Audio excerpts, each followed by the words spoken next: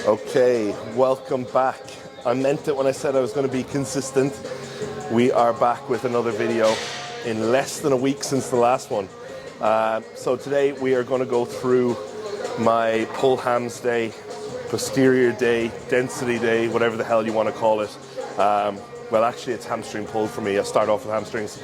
So I'm going to take you through the full session, and then afterwards I'm going to sit down and talk to you a little bit about, my reasoning why my training split has changed now and what I'm doing moving forward with training. So we're kicking things off with an adductor. No other reason than I feel like doing this at the start of a session, I can put more effort into it without taking away from other exercises afterwards, and in fact actually benefiting some of those other exercises through stability. You leave these to the end of the session and it's a bit like calves, you're going to half-ass them. And with the adductor, if you want big legs on stage, part of that is by having big adductors. That gives you that illusion of a nice, thick, big quad.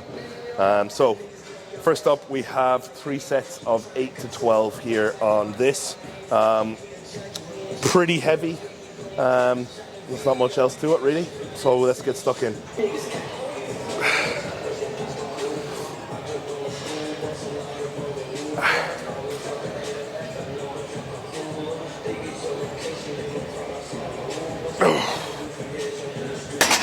Next up is seated hamstring curl. Those of you who are following me through social media will know I've spoken about this. Biggest area I need to work on is my hamstrings. So within this training block, there is a big emphasis on hamstrings. So we have 3 sets of 8 to 12 here. I am very conscious of my form on this exercise and all hamstring sort of curl movements, as about 3 months before I started prep, I actually did some damage to my knee where the hamstring sort of inserts into it, and wasn't able to train hamstrings for about 13-14 weeks just before I went into prep. So not ideal when it's my weakest body part. So it's a big focus now, but a big focus on training correctly. So you'll see through this movement, pause in the extremities. So a slight pause in the stretch and a slight pause in the contraction. No momentum. I want the muscle contraction to be what's moving the weight under control. So 3 sets of 8 to 12, hard to failure. Few setup pointers you want. You want to make sure that the back pad is in a position that's not too far back or not too far forward. You want to have your knee in line with this rotation point here. And then what you see all the time is people with the back pad too far back is they're kind of in this position, and that's why you're going to get lower back pain. So we want to back up against the pad, then we want to fix this down nice and tight against your thighs, and then jam ourselves back so we're not going to slide forward under the pressure of the weight. So that's enough talking, I guess I better do a set.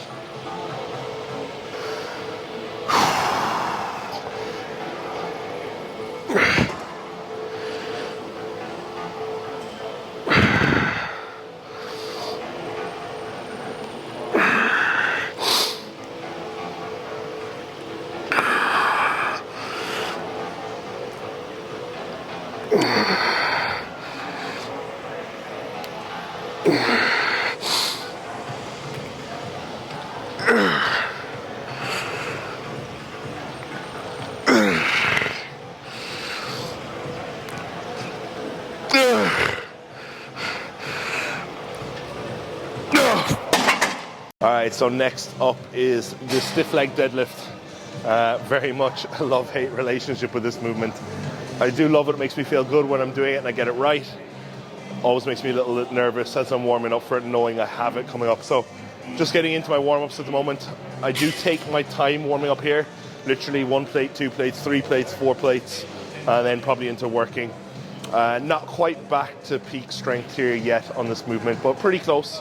But definitely taking my time. What I noticed as I was getting back to these was just stability was a little harder post-show.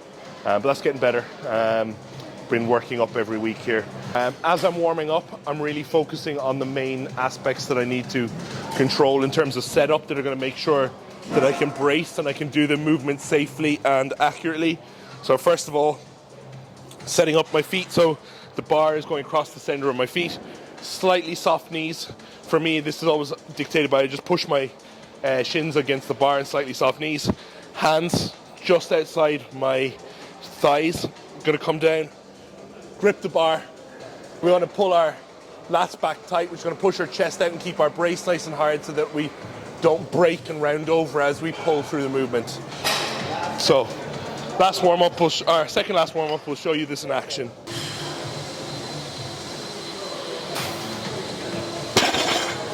Just setting up my camera as well to film. I do this for all of my sort of big movements and a lot of my training.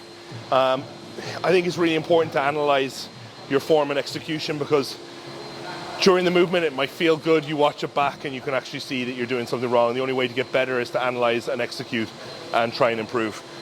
So if you have a coach, you should be filming for them, or if you know what you're doing yourself and stuff, you should film and look at your sort of top sets and execution.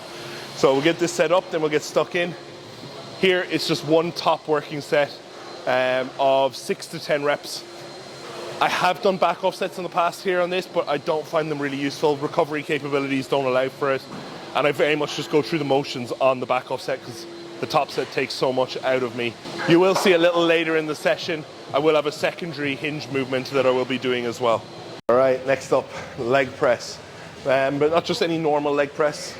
This is actually quite a unique one. I used it last week for the first time, so I'm still pretty new to it. So I might be a bit optimistic here with the weight I'm using. I've gone a plate heavier than last week, and I don't know how much heavier it's going to feel. But with this leg press, it starts off like a standard 45-degree leg press, but then it kind of pivots in towards you into like a position almost like a hip press at the bottom, which is, it's quite heavy out of the bottom, so we are going to be looking to dead stop in the bottom, really get a lot of glute engagement, and then drive out. So you're getting a lot of glute, but you're also getting a lot of knee flexion for this movement. Really, really nice. So let's see how we get on. 2 sets here. Let's go.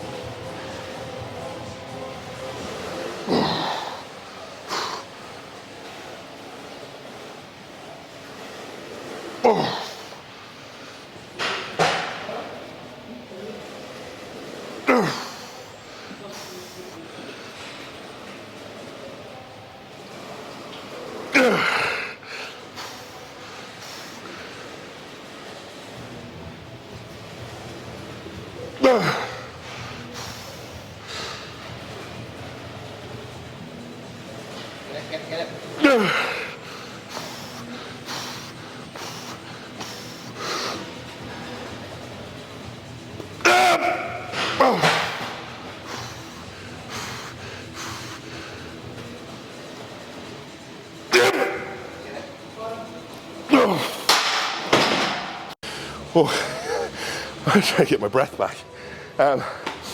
Yeah, it's such a good machine, but you can be very easily tricked into thinking you're going to fail because it's quite sticky at the bottom.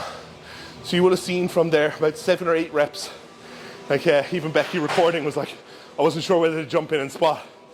There is like from 7 or 8 reps onwards, you almost like kind of pause a little bit in the bottom, but if you can stay engaged and really push through, you can definitely get 3 or 4 more for sure. So you could be easily tricked into thinking you're going to fail there and be a little scared and rack it at like 8, but there definitely is a couple more there, and as you can see, push through to 11.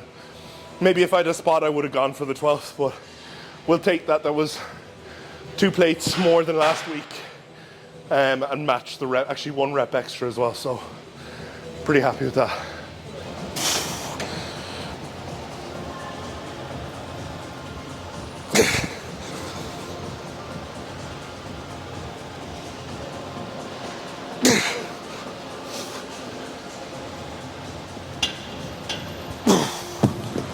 Okay, so while I catch my breath in between sets here, like I said earlier, after the stiff leg deadlift, only do 1 set there because second set just takes too much out of me. But I do have a secondary hinge movement in my session just a little bit later after the leg press, which is our B stance RDL, so a single leg RDL, 1 set on each leg here. So I kind of just do a quick warm up and then we're straight in. Key pointers here. or with your setup, your feet just staggered, and you want to rotate your toes in slightly on both. What that's going to do is on your way down, so it's going to promote you to push into that glute.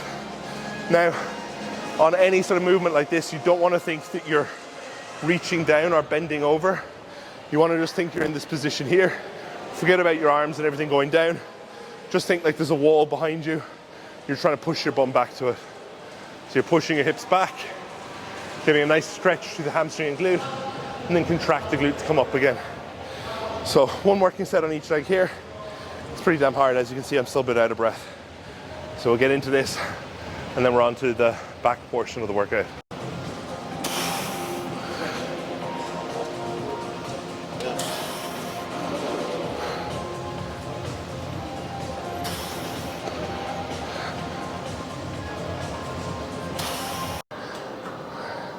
Somehow now we got to go on to back. This feels like it should be a whole other session, but kicking off with a single lat pull down. Key points here, literally getting a nice stretch on the lats, then focusing on driving that elbow down into the hip and into the pocket, getting a nice hard contraction. Spending a little bit of time in the stretch, a little bit of time in the contraction. You'll hear me blow on about that all the time, about spending time in the extremities. Very beneficial to grow muscle. 2 sets of 8 to 12 here. There's not much left in the tank now, so we'll just push through.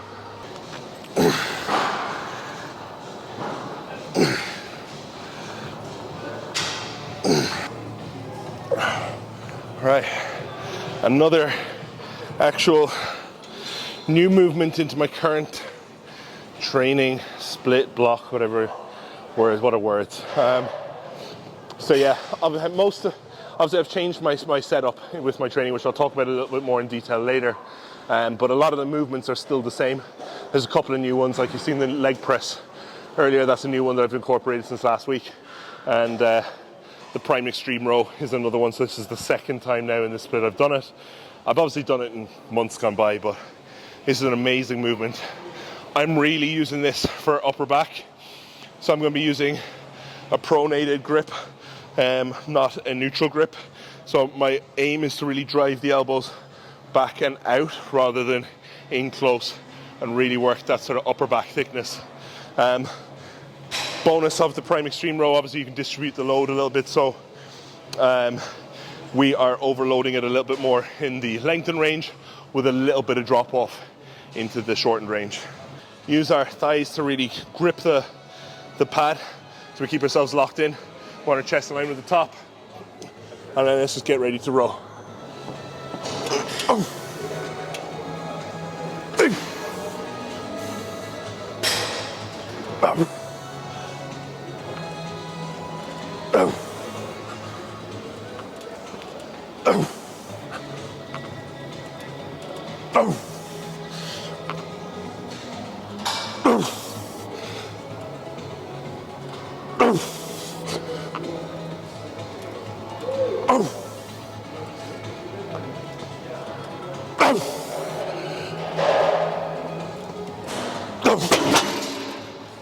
All right, we're almost there. Second last exercise.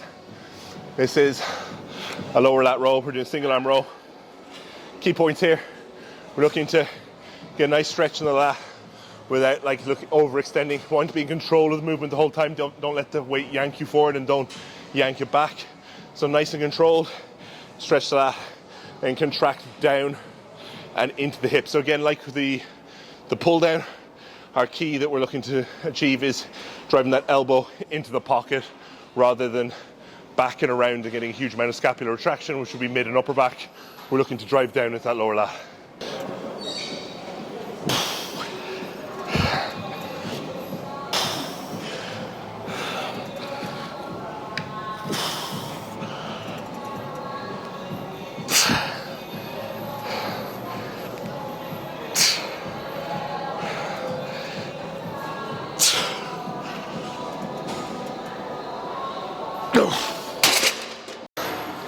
Okay, I feel like I've done a marathon. Finally, we're on to the last exercise. Cable pullover, using this nice little attachment that you can kind of just put your hands in, really focus on just driving down, contracting the lat. So again, like we've spoken about, the extremities in the extremes, stretch and contraction. This movement is really all about that. Getting a nice big stretch on the lat and then contracting down and holding. Drive down, chest through, squeeze.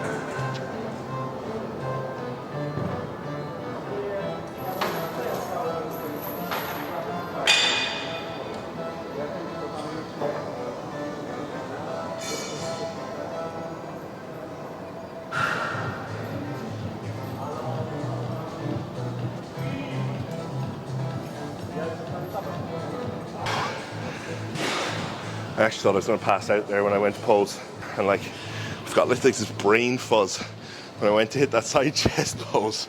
It like felt like my head was going to explode. Usually when I'm doing that routine, I do it going to a side triceps, but I actually turned away because I felt like I was going to pass out and everything went black. So yeah, home, lie down, rest. Luckily tomorrow's rest day, but I will talk to you a little bit more in depth about my training split and stuff when we get home. But for now I need to eat. That is nice. Okay, it is evening time here.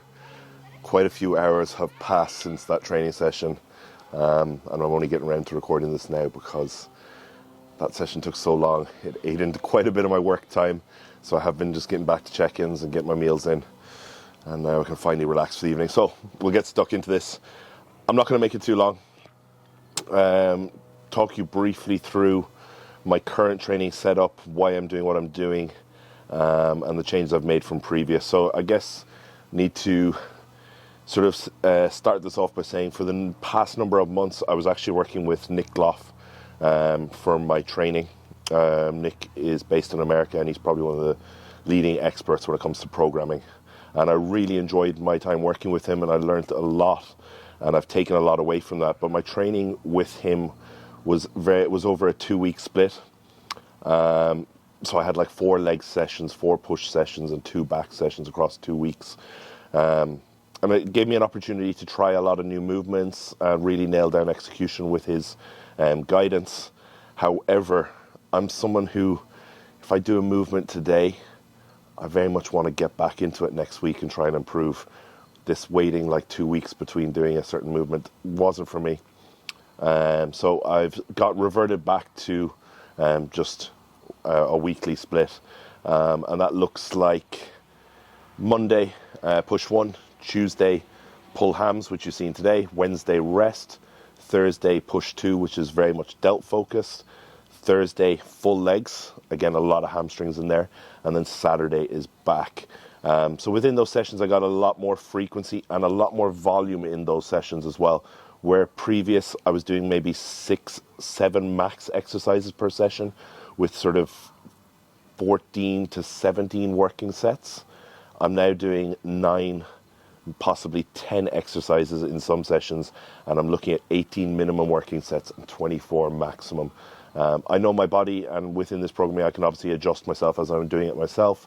If recovery capabilities drop, I can reduce that volume a little bit, but at the moment I'm recovering just fine. And obviously exercise selection is very important, so within those sessions there's a lot of like the accessory movements have a lot more volume, whereas like a lot of the compound movements I know what my recovery capabilities are, like you would have seen today with the stiff leg deadlift, just 1 working exercise. It's the same in some of the other sessions, is like 1 maximum 2, and then some of the movements I know that I can recover and do quite easily are 3. So over the next coming weeks I will take you through some more of these sessions, show you exactly what I'm doing, but for the moment this is week 2. Really enjoying it so far. Recovery is good, progress is good, and it's only going to get better from here as I further sort of recover post-show and get stronger. I'm still not back to like full strength or anything like that, so stay tuned. What I would like from you guys, as I'm committing to being consistent on this, I'd love if you could just like, subscribe, and comment anything you want to see, as it massively helps the channel grow, which is a huge goal of mine for the rest of this year, is to grow this channel and deliver some good content.